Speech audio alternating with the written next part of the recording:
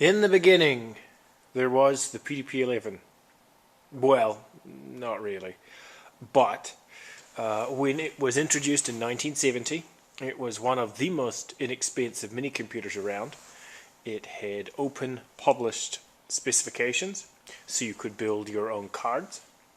And the operating systems that were available were generally available in source code form, so you could build your own drivers and things like that. This made it extremely flexible. Everybody had one. Universities had lots of them, so people ended up developing huge amounts of equipment for them. The earlier PDP-11s had a variety of buses, but were primarily unibus. This 1134 here is a unibus. We have an RX02 drive and then a CDC drive there, a removable pack drive.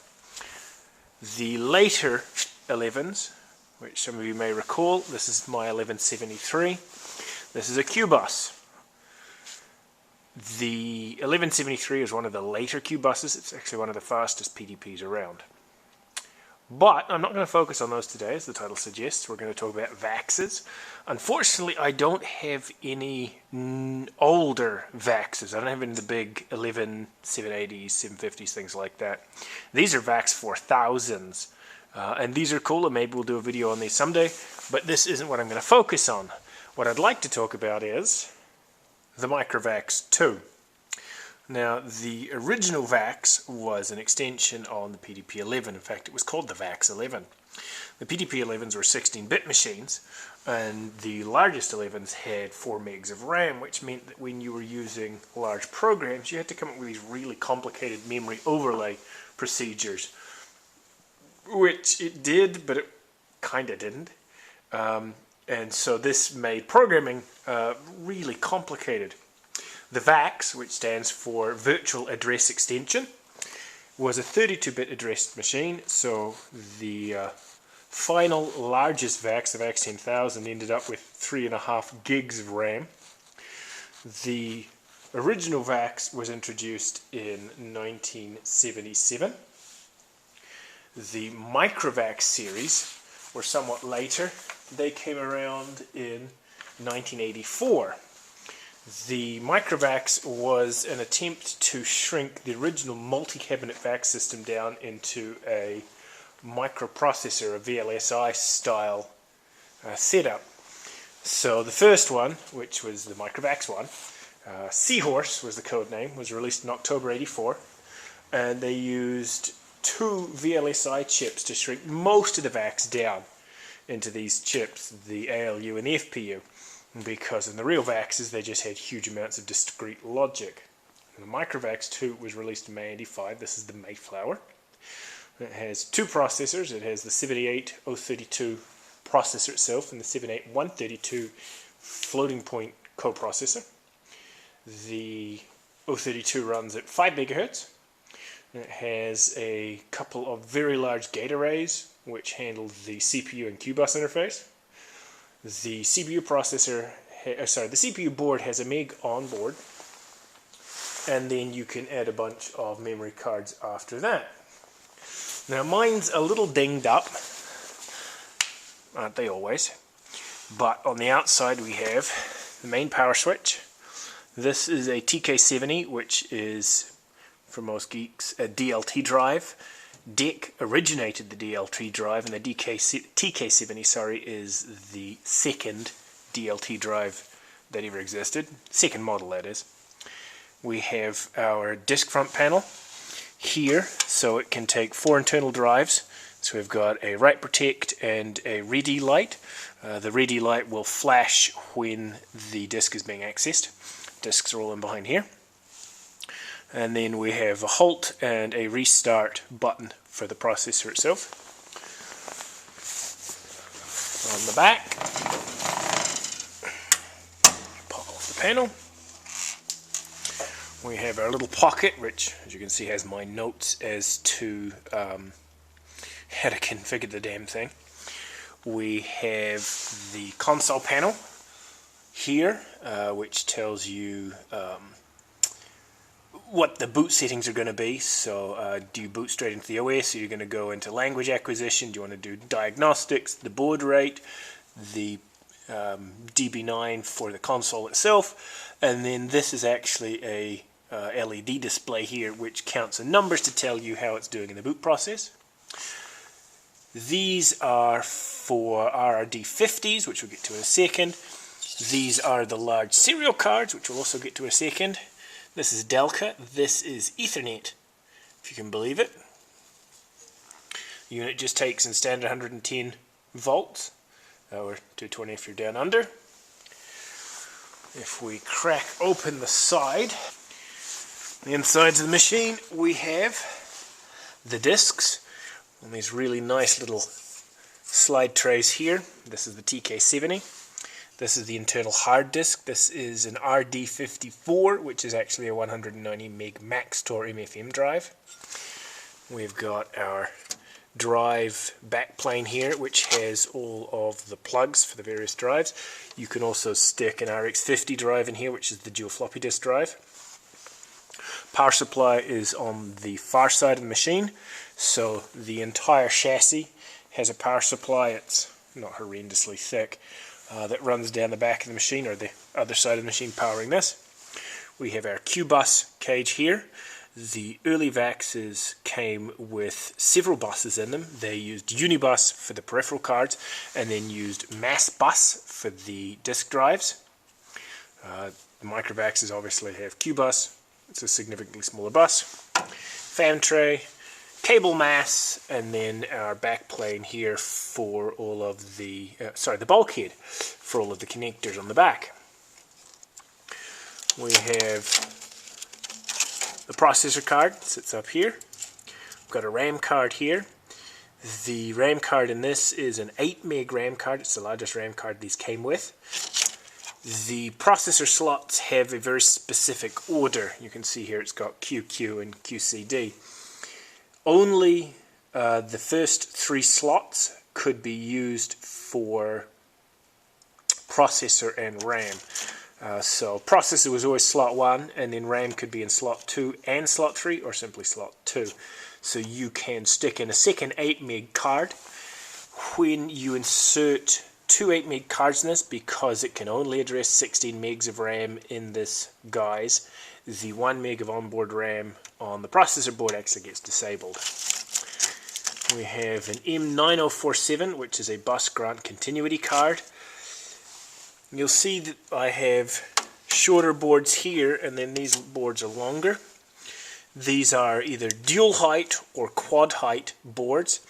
The height determines the number of quadrants, or is based on the number of quadrants in the Q-bus backplane. I know it's not very easy to see there, but there are 4 quadrants. So 2 quadrants is dual height, 4 quadrants is, unsurprisingly, quad height. Only the upper quadrants had DMA ability, so the DMA, or the bus arbitration to become bus master to do DMA accessing, writing directly to RAM, was only available to cards that were either quads or in the upper row. This meant that if you had a gap in the cards, you had to have a bus continuity card, or a grant continuity card, sorry, which would pass the bus arbitration request lines to cards further along. If you pop the 9047 out, none of these cards here can become bus master. The 3107 is a 8-line serial card. It can do a max of 38.4K a second on all 8 lines simultaneously. This is a synchronous serial, so you could hook up a bank of modems, of serial terminals if you wanted to do multi-console, because the operating system these ran, which was VMS, was multi-user. What have you. The M7516 here is the Ethernet card, and these originally did DECnet, and they operated at 10 megs a second, but they also are fully capable of doing TCP/IP. The card itself doesn't really give a crap what the format of the packaging is. So with the right Ethernet module in the operating system, they work just fine. Down here, before I move on, you'll notice that there is a ribbon cable here that goes between the processor card and the RAM card. The Q bus itself, which, as I mentioned, originated on the PDP-11, doesn't actually have enough pins to address the full 16 megs of RAM. So they use this Sky cable here, or PMI, which has additional addressing lines so that you can actually access all of the 16 megs. You see they've got two here, so if you had a second RAM card, another 8 meg RAM card here, you can jumper them together. We have the M7559, which is the TK70 controller, so the DLT controller. The DLT, or the TK70, is a 300 meg cartridge, so quite a lot of space when the primary disk in this thing was 190 megs. I have M7552s, and I've actually got 4 of these, but only 3 have cables. This unit here does not have a cable on it. These go to the DB15s on the back, and I've only got, again, 3 modules on the bulkhead, even though I have a 4th card. The 7552 is the, what the hell is it, RQD50 controller, and it is for a optical drive, or a CD-ROM drive. Each of these could handle 2 drives each, so I have the ability to control 8 CD-ROM drives off this. And these are not CD-ROM drives like you're thinking these days. When these are fresh in the early 80s, CD-ROM drives were physically very large. We're talking 12 inches wide, 6 inches high, 10 inches deep, and it was a pop the lid, drop the CD in, close the lid loader, rather than the later cartridge style, or even the tray where you pop the media in and the tray would suck back in like we have these days. Sure as hell not slot loaders. They used a rather curious proprietary serial interface called LMS. The drives themselves are manufactured by LMSI, which was Laser Media something International, and was owned by Philips actually. So they could either come branded LMSI or branded Philips. And each of the devices was capable of, brace yourself, 4.5K a second transfer rate, and the disks themselves had 600 megs. So presumably this thing used to be a file server, and the way that VMS works with its clustered file system, or its distributed file system, is that any device, any public device, anywhere on the network is accessible as if it is a local device. So with this being attached to the DECnet, or TCP/IP, but presumably DECnet, and you have a VAX, 7 floors away, the CD-ROM drives on this are going to appear as if they are local CD-ROM drives on that machine. VMS just took care of all of that crap. It was really clever. So, again, presumably this was a file server. I'm not sure why it's missing a bulkhead and it's got an extra card. There you have. And then the 7555, which is the DX3 maybe, which was the MFM disk controller and the floppy drive controller. So the cabling runs from the drive controller itself to the mid-plane, which then breaks out to the specific devices. So to give you some kind of idea of the integration, this is what a VAX board set would have looked like. In fact, this is the board set from a PDP-1134, but the early VAXs would have been very similar. This is Unibus, and there would have been several boards to make up the processor set. You can see lots of discrete logic here. There are no large-scale integration circuits. So over here, this is the KA630 processor board from the MicroVAX 2. We have the CPU under its little wee stack heatsink. The FPU. These are these GALs, or gate arrays, that handled all of the decoding between the processor, the fetch instructions, working out what to display on the LEDs on boot up, all of that, as well as the Q-bus interface. We've got the system ROM itself. We have, what else? The real-time clock, or the toy time of year clock that the VAX is used. We've got RAM, and then sundry ICs. The two system clocks, the 614 kilohertz, and this is the 40 megahertz primer system clock that the entire board ran on. And that's it. So we're going from several of these to one of these. Now the way they managed it was they threw out a lot of the functionality that the VAX handled, or they simplified it. So the original VAX had a PDP-11 compatibility mode. So with very minor modifications, you could run your PDP-11 code directly on the VAX. The MicroVAXs don't have that.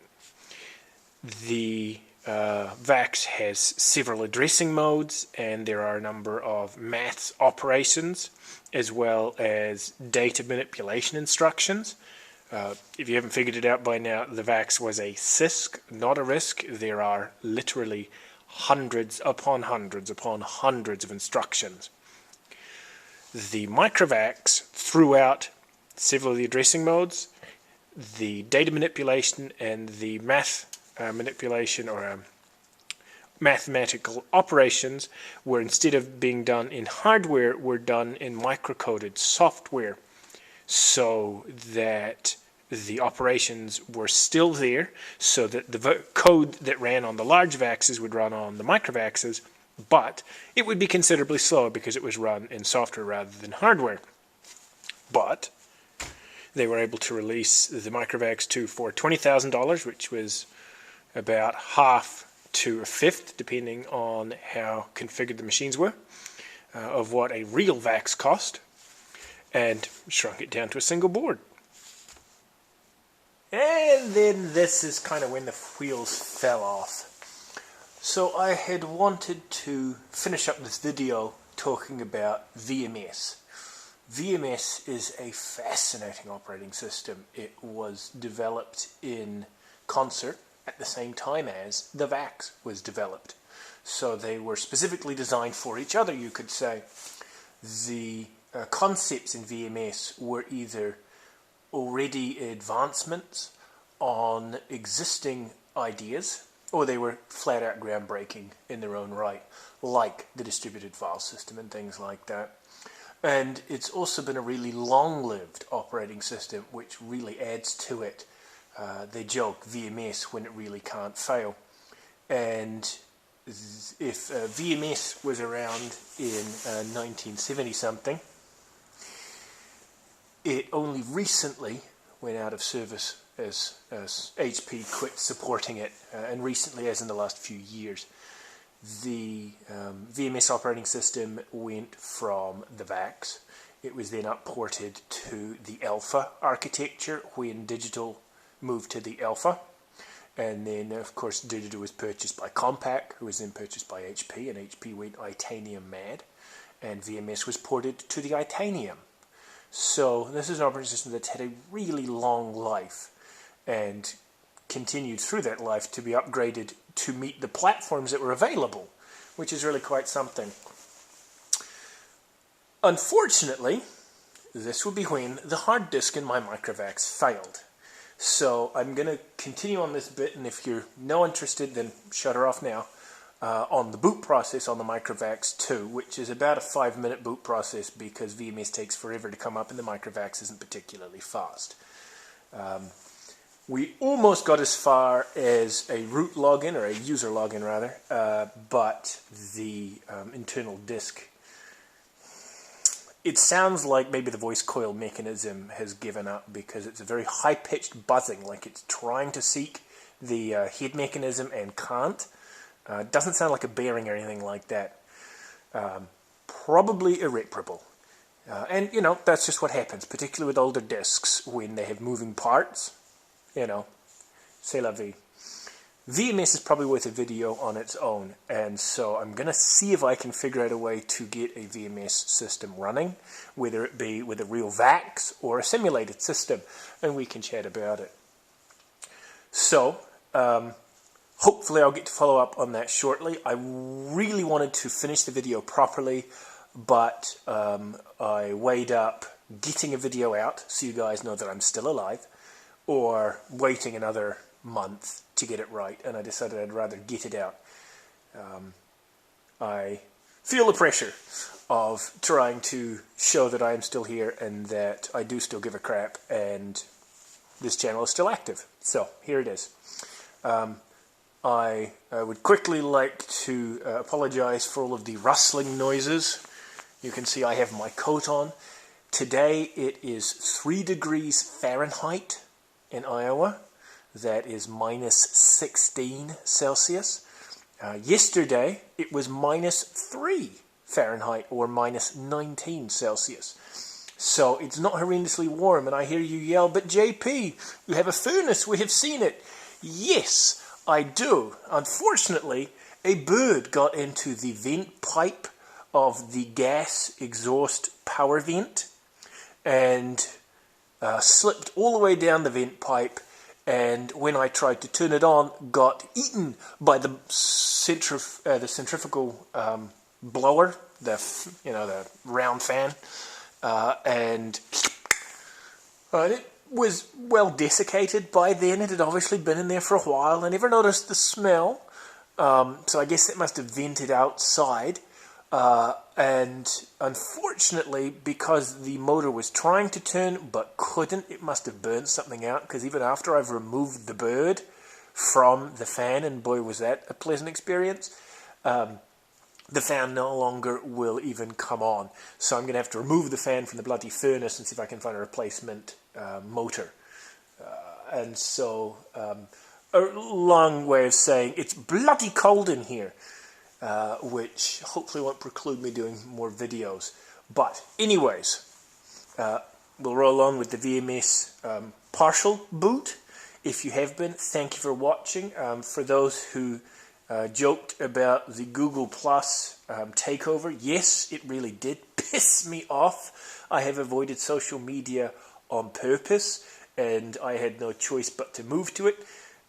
Annoyingly, I actually kind of like the way the notifications work now, if they are reliable, and that's the real problem with YouTube, because it in past has not been reliable. It hasn't told you when you've received comments on videos, as any channel owner will know.